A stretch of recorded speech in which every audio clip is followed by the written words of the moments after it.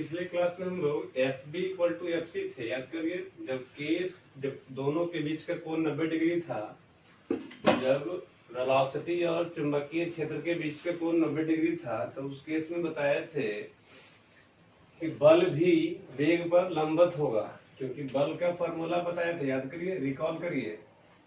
F is equal to vector F is equal to Q into vector V cross vector B, है ना। ये velocity था, ये magnetic field था, और बताया था ये सदिश गुणनफल है, वेक्टर प्रोडक्ट है, और वेक्टर प्रोडक्ट से जो राशि मिलेगा वो जो होगा वो उन दोनों पर ही क्या होगा, लंबवत होगा। यानी बल जो है वेग पर लंबवत है, और जब बल वेग पर लंबवत होगा तो एक ही आकार मिलता है, और वो कैसा पथ है, वृत्ताकार। एक ही पथ है, कैसा, वृत्ताकार, जिसमें वेग होता है टेंजेंट की ओर, वेग होता है टेंजेंट की ओर, और बल लगता है सेंटर की ओर। वेलोसिटी होता है टेंजेंट की, स्पर्श रेखा की ओर, और बल लगता है केंद्र की ओर। तो उस केस में आप कहेंगे कि जब दो वेग और बल के बीच का कोण 90 डिग्री है, जब वेग और बल के बीच का कोण 90 डिग्री है, तो कैसा पथ पर घूमेगा ये, वृत्ताकार पथ पर। और वृत्ताकार पथ पर घूमने के लिए इसको एक अभिकेंद्रीय बल चाहिए, सेंट्रीपिटल फोर्स चाहिए। तो सेंट्रीपिटल फोर्स कौन देगा, कहां से मिलेगा इसको, वृत्ताकार पथ पर घूमने के लिए अभिकेंद्रीय बल जो चाहिए होता है वो कहां से मिलेगा। तो यही जो चुंबकीय बल है वो इसको सेंट्रीपिटल फोर्स के रूप में प्राप्त होगा। यानी ये जो मैग्नेटिक फील्ड है, बी मतलब मैग्नेटिक फील्ड वाला फोर्स, चुंबकीय क्षेत्र वाला फोर्स, जो चुंबकीय क्षेत्र वाला फोर्स लगेगा वही इसको अभिकेंद्रीय बल प्रदान करेगा। कहने का मतलब जब किसी गतिमान आवेशित कण के लिए, वेग और चुंबकीय क्षेत्र के बीच का कोण 90 डिग्री हो, वेग और चुंबकीय क्षेत्र के बीच का कोण 90 डिग्री हो, तो उस केस में जो बल लगेगा, तो लिखेंगे F बराबर Q V B sine theta. अब थीटा का मान 90 डिग्री आप कह रहे हैं, तो Q V B sine 90, sine 90 का मान 1 हो जाएगा, तो क्यू वी बी हो जाएगा। अब चूंकि F is equal to Q V B हो गया, तो आप कहिएगा सर परिमाण तो मिल गया, दिशा बताइए। तो बताएंगे कि चूंकि ये सदिश गुणनफल है, इसलिए इससे जब राशि मिलेगा उसकी जो दिशा होगी वह इन दोनों पर ही क्या होगा, लंबवत होगा। जब यह इन दोनों पर लंबवत होगा तो कह सकते हैं कि फोर्स जो होगा वेलोसिटी पर भी लंबवत है। अब जब फोर्स वेलोसिटी पर लंबवत है तो एक ही पथ मिलता है, कैसा पथ, वृत्ताकार पथ, जिसमें वेलोसिटी स्पर्श रेखा की ओर और बल जो लगेगा वो केंद्र की ओर। अब दोनों के बीच कोण कितना हो जाएगा, 90 डिग्री। तो इसके कंडीशन को सिर्फ यही फॉलो करता है, इसलिए गतिमान आवेशित कण जो है कैसा पथ पर घूमेगा, ये वृत्ताकार पथ पर। और वृत्ताकार पथ पर घूमने के लिए बताए थे फर्स्ट ईयर में कि एक सेंट्रीपिटल फोर्स चाहिए होता है, एक अभिकेंद्रीय बल चाहिए होता है। तो जो अभिकेंद्रीय बल चाहिए वो कहां से मिलेगा, तो वो चुंबकीय फोर्स जो लग रहा है वही अभिकेंद्रीय बल काम करेगा। इसका मतलब एफ बराबर एफ बी। अब इसी टाइप पर देखिए कुछ निकल के आएगा।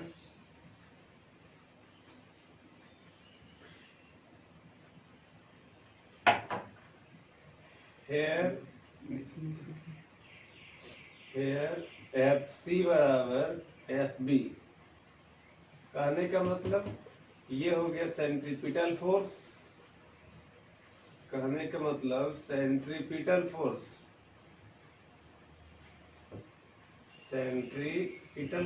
Is equal to magnetic force, centripetal force को दर्शाएंगे एफ सी से और मैग्नेटिक फोर्स को दर्शाएंगे एफ बी से। तो जो सेंट्रीपिटल फोर्स है उसका फॉर्मूला बताए थे mv²/r। सेंट्रीपिटल फोर्स अभिकेंद्रीय बल का फॉर्मूला mv²/r, और मैग्नेटिक फोर्स तो बताए क्यू वी बी, है ना। साइन 90 तो 1 हो गया था।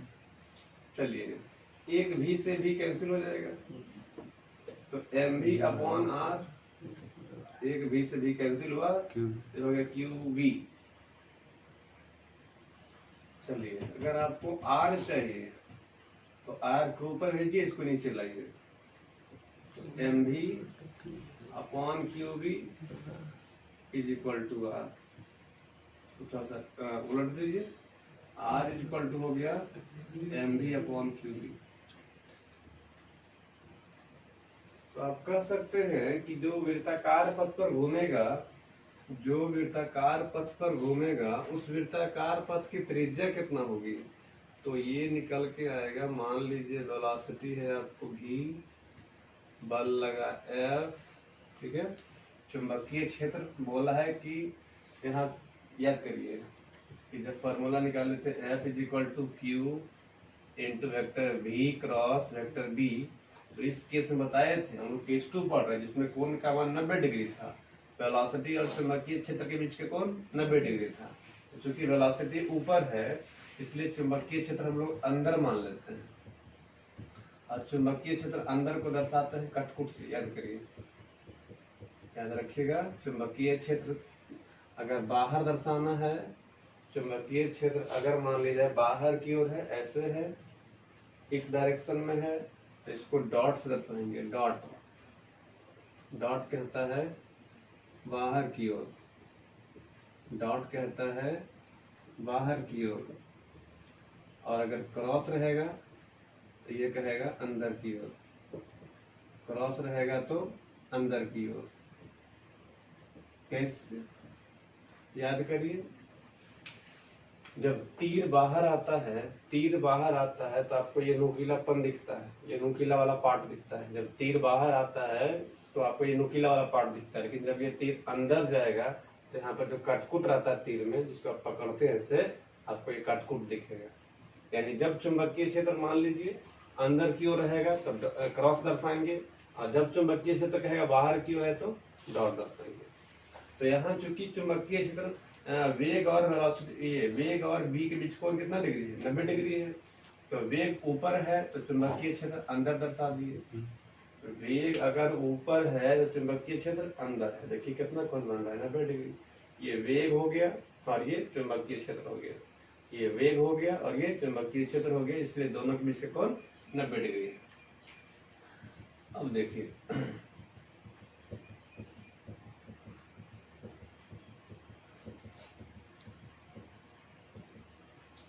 यहाँ वेलोसिटी किधर की ओर है, ऊपर की ओर है, चुंबकीय क्षेत्र किधर है, अंदर की ओर। b जो है वो अंदर की ओर है, कटकुट कहीं कहेगा तब तो हो जाएगा अंदर की ओर है। फिर से आइए, जब v और b के बीच को 90 डिग्री होगा, तो v और b के बीच को 90 डिग्री है तो f का फॉर्मूला आ गया क्यू भी पी। चूंकि बल सदिश राशि है इसलिए बल का परिमाण तो आ गया क्यू भी पी। तो पूछा दिशा, तो बोलिएगा देखो ये सदिश गुणनफल है, और सदिश गुणनफल से जो राशि मिलेगा बल, वह इन दोनों पर ही क्या होगा, लंबवत होगा। इसका मतलब बल जो है वेग पर लंबवत, बल जो है वेग पर लंबवत। तो बल वेग पर तभी लंबवत होगा जब पथ कैसा होगा, वृत्ताकार होगा। उस केस में वेग होगा ऊपर की ओर अगर मान लिया जाए, तो बल होगा केंद्र की ओर। तो कोण कितना डिग्री हो गया, 90 डिग्री हो गया। सही पाथ है ये, इसके लिए सही पाथ है ये। तो इसका मतलब जब वृत्ताकार पथ पर घूमने लगा, इसके लिए त्रिज्या निकालना पड़ेगा। अब वृत्ताकार पथ पर घूमने के लिए इसको एक अभिकेंद्रीय बल चाहिए, इसको एक अभिकेंद्रीय बल चाहिए।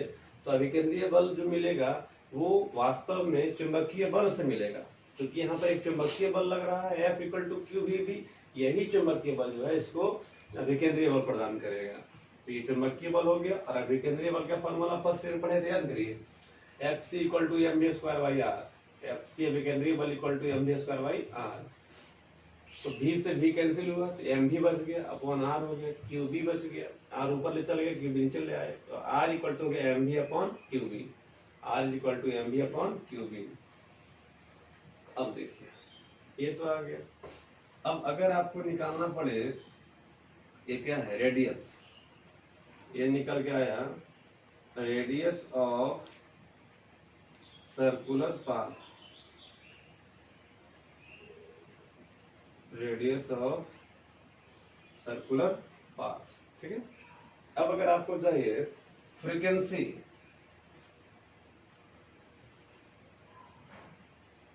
Frequency of moving charge particle,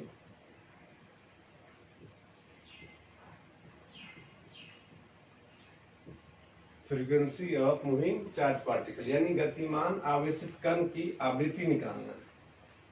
गतिमान आवेशित कण की आवृत्ति, तो पहले आवृत्ति की जगह निकालने से पहले थोड़ा सेकंड और टाइम पीरियड पर निकाल लीजिए। पहले अगर आप आवर्त काल निकाल लेते हैं तो अच्छा आसान हो जाएगा। टाइम पीरियड आवर्त काल ऑफ मूविंग चार्ज पार्टिकल। तो ये देखिए, अगर आवर्त काल निकालिएगा तो आवर्त काल होता क्या है? आवर्त काल होता है एक चक्कर, समय है ना ये आवर्त काल, तो समय बराबर दूरी बटा 4। तो आवर्त काल है एक चक्कर को पूरा करने में लगा समय, एक चक्कर को पूरा करने में लगा समय। ये जो आपको आवर्त काल मिल रहा है, टाइम पीरियड लिख रहे हैं आप, तो ये जो आवर्त काल है वह एक चक्कर पूरा करने में लगा समय, तो समय बराबर दूरी बटा 4। तो बोलेंगे एक चक्कर की दूरी, एक चक्कर की दूरी अपॉन 4। तो एक चक्कर की दूरी हो गया 2 पाई आर, नहीं हो गया, एक चक्कर की दूरी हो गया 2 पाई आर और 4 हो गया भी। तो बोलेंगे 2 पाई आर और अच्छा 2 पाई अपॉन भी रख दीजिए। और आर का फॉर्मूला निकाले हैं आप, आर का तो मान निकाले थे, देखिए M V upon Q B. तो R equal to M V upon Q B. भी काट दीजिए, भी जब काटिएगा तो आपको मिलेगा time period t is equal to, time period t is equal to 2 pi m। देखिए भी काटिए तो 2 पाई m बच गया अपॉन क्यू भी बच गया, 2 pi m upon Q B.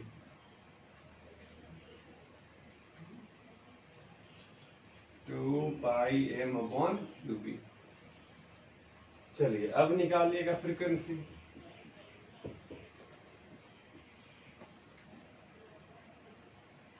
Frequency of moving charge particle, frequency of moving charge particle. Frequency को दर्शाते हैं एफ से या न्यू से, है ना।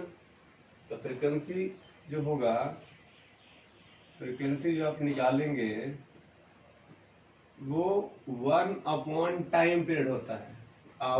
सॉरी आवृत्ति जो होता है वह 1/टाइम पीरियड होता है, 1/टाइम पीरियड होता है। यानी f is equal to 1 upon T. तो f is equal to 1 upon बोलिएगा टाइम पीरियड 2 पाई m, यहाँ से देखिए 2 pi m upon Q B. Q B को भेजिए ऊपर, तो f is equal to Q B upon 2 pi m, Q B upon 2 pi m। एक बार टोटल समझाएंगे। तो देखिए हम लोग पढ़ रहे हैं केस 2। तो केस 2 बताए थे कि चुंबकीय वेग और चुंबकीय क्षेत्र के बीच का कोण 90 डिग्री होता है। वेग और चुंबकीय क्षेत्र के बीच का कोण 90 डिग्री। तो जब 90 डिग्री कह दिया तो F इज इक्वल टू हो गया क्यू भी बी साइन 90। क्रॉस तोड़ेंगे तो क्या लगाएंगे, साइन लगाएंगे। तो क्यू भी बी साइन 90, साइन 90 का मान हो जाएगा 1, यानी बच जाएगा क्यू भी बी। तो बल चूंकि सदिश राशि है इसलिए इसके पास परिमाण भी होगा और दिशा भी होगा, परिमाण भी होगा और दिशा भी होगा। तो परिमाण तो निकल गया, बात रही दिशा। तो बोलेंगे चूंकि ये सदिश गुणनफल है तो सदिश गुणनफल से जो राशि मिलेगा वह भी इन दोनों पर क्या होगा, लंबवत होगा। सदिश गुणनफल से जो राशि मिलता है उसकी दिशा इन दोनों पर लंबवत होती है।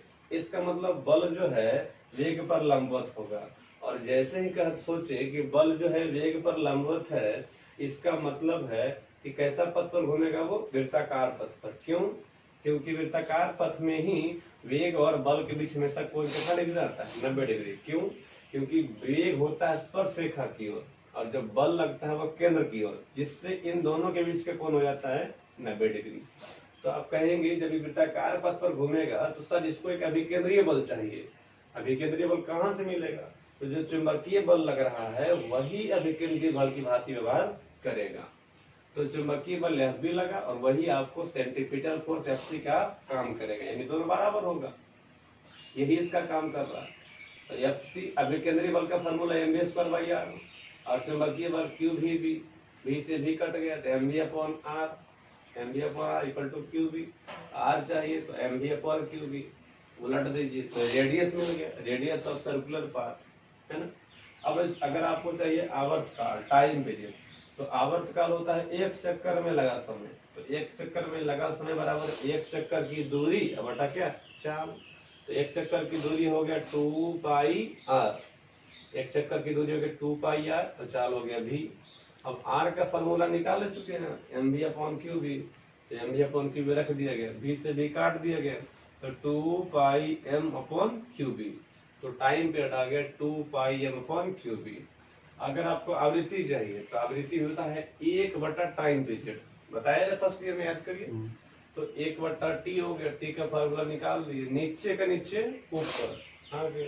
यहाँ बी हो गया चुंबकीय क्षेत्र और एम हो गया मास ऑफ पार्टिकल, एफ हो गया आवृत्ति।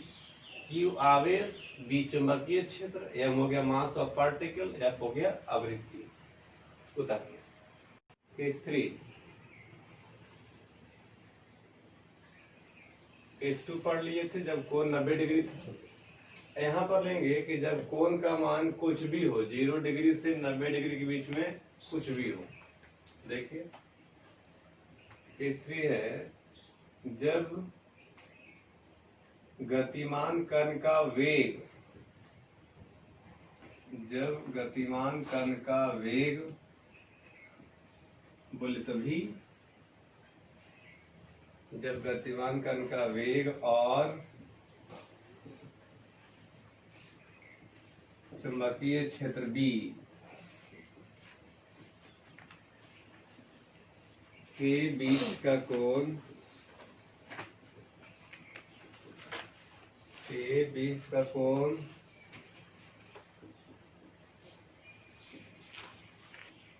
थीटा, ऐसे दिखेगा, theta less than 90 degree greater than 0 degree. Theta का मान जो है 0 से बड़ा है और 90 से छोटा है। थीटा का मान जो है 0 से बड़ा है और 90 से छोटा है, याद रखिएगा। हो तो इसका मतलब क्या होगा, थीटा का मान 90 से छोटा और थीटा का मान 0 से बड़ा। तो उस केस में देखिएगा, जैसे मान लिया जाए कि अगर वेग इधर है, अगर वेग या बी मान लीजिए, चुंबकीय क्षेत्र इधर है, ध्यान से समझिएगा, यही बहुत इंपॉर्टेंट है। अगर चुंबकीय क्षेत्र इधर है, वेग आपका इधर है, ठीक है, तो वेग और चुंबकीय क्षेत्र के बीच का कोण बोलिए थीटा। वेग और चुंबकीय क्षेत्र के बीच का कोण थीटा। ये रहा आपका चुंबकीय क्षेत्र इधर की ओर और इधर हो गया आपका वेग, दोनों के बीच कोण कितना मान लिया गया, थीटा। तो अब बताइए, वेक्टर बताए थे फर्स्ट ईयर में, जिसके साथ कोण होता है कॉस, जिसके याद होगा, जिसके साथ कोण कॉस और सामने वाला साइन। तो याद करिए, इधर भी है तो इधर हो जाएगा भी कॉस थीटा, इसी के साथ में कोण है, इसी के साथ कोण है, तो इधर हो गया आपका भी कॉस थीटा। एक कंपोनेंट इधर होगा, एक घटक इधर होगा, जिसके साथ कोण होगा वो भी कॉस थीटा, जिसके साथ कोण नहीं होगा वो भी साइन थीटा।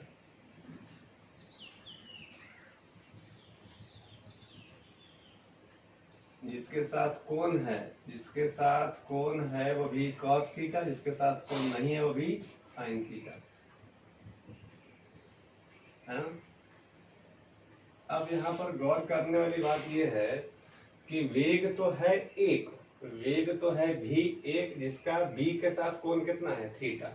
लेकिन बताए थे जब भी कोई सदिश टेढ़ा रहता है, याद करिए फर्स्ट ईयर में, जब भी कोई सदिश टेढ़ा रहता है तो उसको दो भागों में लोग तोड़ देते हैं, दो भाग में तोड़ देते हैं। एक जिसके साथ कोण बनता है उसको कॉस में तोड़ देते हैं, और इसके साथ कोण नहीं बनता उसको साइन में तोड़ देते हैं। तो इधर हो गया भी कॉस थीटा, इधर हो गया भी साइन थीटा। अब यहाँ पर गौर से देखिएगा कि वेग का दो कंपोनेंट हो गया, दो घटक हो गया। एक घटक जो चुंबकीय क्षेत्र की ओर है, एक घटक जो चुंबकीय क्षेत्र के समानांतर है, और एक घटक जो चुंबकीय क्षेत्र पर क्या है लंबवत है। देखिए दो घटक जो हुआ उसमें एक घटक चुंबकीय क्षेत्र में के समानांतर है, उसी की दिशा में है, और एक घटक जो है वो चुंबकीय क्षेत्र इधर है तो दूसरा घटक ऊपर है। देखिए कोण कितना डिग्री है, 90 डिग्री है। तो यहाँ पर कह सकते हैं कि जैसे ही कोण का मान थीटा लिया और थीटा का मान 90 डिग्री से 0 डिग्री के बीच में है, तो आप कहेंगे कि वेग दो कंपोनेंट में टूट जाएगा, एक भी कॉस थीटा और एक भी साइन थीटा। इसमें जो है भी कॉस थीटा चुंबकीय क्षेत्र की दिशा में हो जाएगा और भी साइन थीटा चुंबकीय क्षेत्र पर लंबवत हो जाएगा। तो देखिए लिखते हैं, जब वेग भी एवं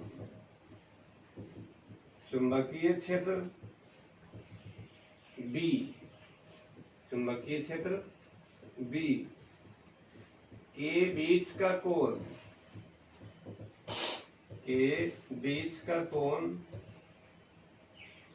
थीटा हो, थीटा डिग्री, थीटा को बता चुके हैं, ये वाला होगा थीटा हो, तो वेग बोले तो भी दो घटक में टूट जाता है, दो घटक में टूट जाता है। पहला जो होगा भी कॉस थीटा, ये जो होगा बी की दिशा में, बी की दिशा में, और दूसरा हो जाएगा भी साइन थीटा, ये हो जाएगा बी की लंबवत दिशा में, बी की लंबवत दिशा में हो जाएगा ना। अब जैसे ही एगो बी की दिशा में निकल गया, एगो बी के लंबवत दिशा में हो गया, तो आप याद करिए कि ये केस फर्स्ट को दर्शाता है और ये केस सेकंड को दर्शाता है। केस फर्स्ट बताए थे कि कोण 0 डिग्री, तो दिशा में रहेगा तब 0 डिग्री होगा। ये बी और भी कॉस थीटा के बीच कितना कोण है 0 डिग्री, क्योंकि दोनों एक ही दिशा में है। जब दोनों एक ही दिशा में है तो कोण का मान हो गया 0 डिग्री, और यहाँ लंबवत है, इसके लिए इसका कोण कितना हो जाएगा 90 डिग्री। याद करिए पहला केस, जब वेग और चुंबकीय क्षेत्र के बीच का कोण 0 डिग्री था, तो जब वेग और चुंबकीय क्षेत्र के बीच का कोण 0 डिग्री था तो दोनों एक ही दिशा में था। लेकिन यहाँ जो है वेग और चुंबकीय क्षेत्र के बीच का कोण 90 डिग्री है, इसलिए दोनों लंबवत है। यानी ये केस फर्स्ट को दर्शाया और ये केस सेकंड को दर्शाया, और दोनों ही मिल करके बन गए केस थर्ड। तो देखिए लिखते हैं फिलहाल यहाँ पर, we know that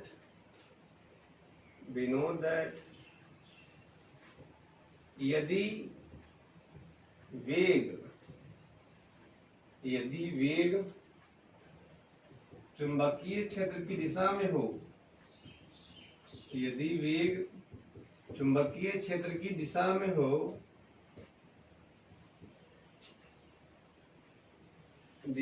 हो, तो उस वेग के कारण चुंबकीय बल शून्य होने लगता है, चुंबकीय बल शून्य लगता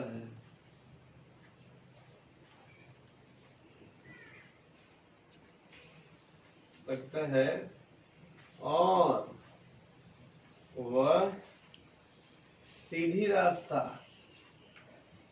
या सीधी रेखा, सीधी रेखा वाले रास्ता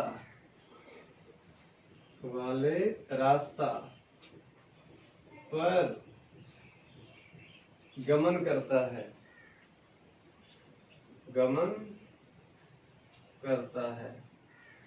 याद करिए केस फर्स्ट में यही था कि वी नो दैट यदि वेग और चुंबकीय क्षेत्र, यदि वेग और चुंबकीय क्षेत्र की दिशा, वेग और नहीं, जब यदि वेग जो है वो चुंबकीय क्षेत्र की दिशा में हो, यदि वेग चुंबकीय क्षेत्र की दिशा में हो तो उस वेग के कारण चुंबकीय बल कितना लगता है, शून्य लगता है, क्योंकि कोण कितना डिग्री हो जाएगा, 0 डिग्री। जब शून्य बल लगेगा तो कैसा रास्ता पर चलेगा, सीधी रास्ता पर चलेगा। केस फर्स्ट बताया था ये वाला बात, याद करिएगा। अब उसी प्रकार से आगे देखिए, यहाँ बताए थे कि जब दोनों एक ही दिशा में होगा तो इस केस के लिए याद करिए भी cos थीटा ही नीचे है और इधर ही b है, तो दोनों के बीच कोण कितना डिग्री हो गया, 0 डिग्री। इसलिए यहाँ पर जो बल लगेगा वो क्या लगेगा, 0। इसलिए यहाँ पर जो बल लगेगा वो 0 लगेगा। अब उस केस में देखेंगे जब बल 0 हो गया तो यह कैसा रास्ता हो गया, सीधी रास्ता। इसका मतलब भी cos थीटा के कारण कैसा रास्ता हो जाएगा, सीधी रास्ता। भी cos थीटा के कारण हो जाएगा सीधी रास्ता। अब देखिए नाउ मतलब क्या, अब भी साइन थीटा चुंबकीय क्षेत्र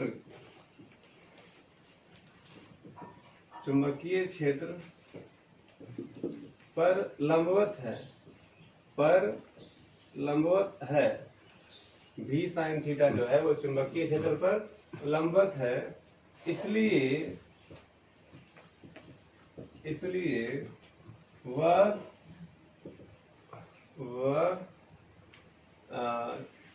आवेशित कण को वृत्ताकार पथ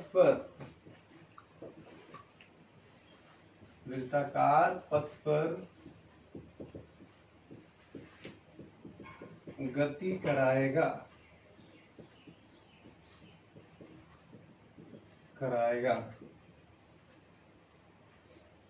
ऐसा होने से ऐसा नहीं बोलेंगे,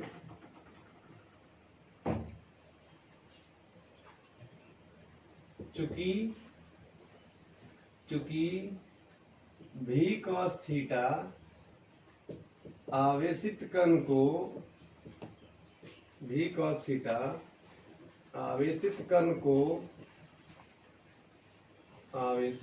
को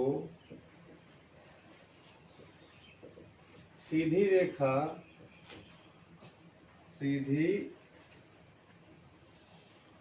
रेखा पर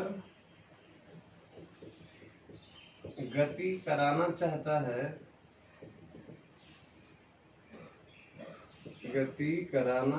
है और भी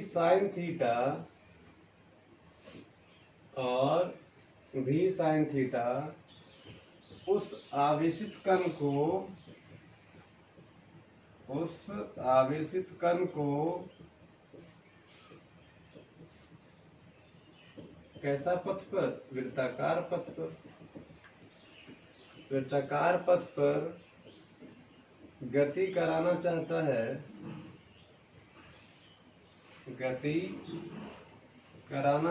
है। इसलिए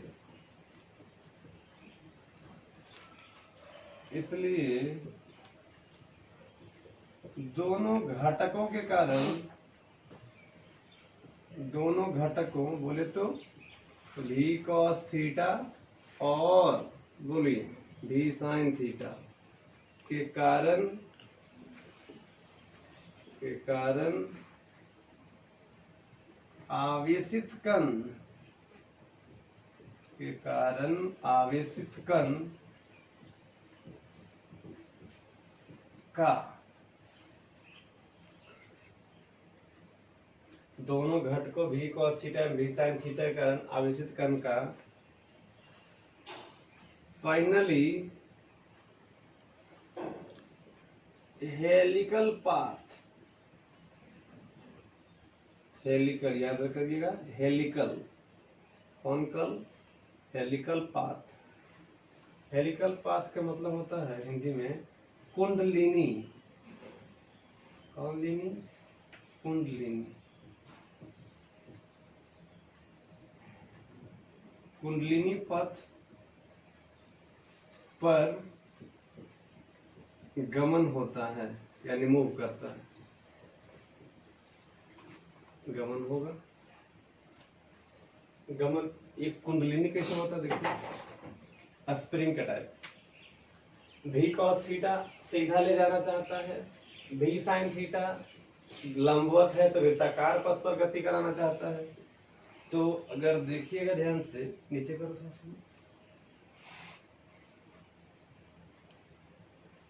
चूंकि भी कॉस थीटा नीचे था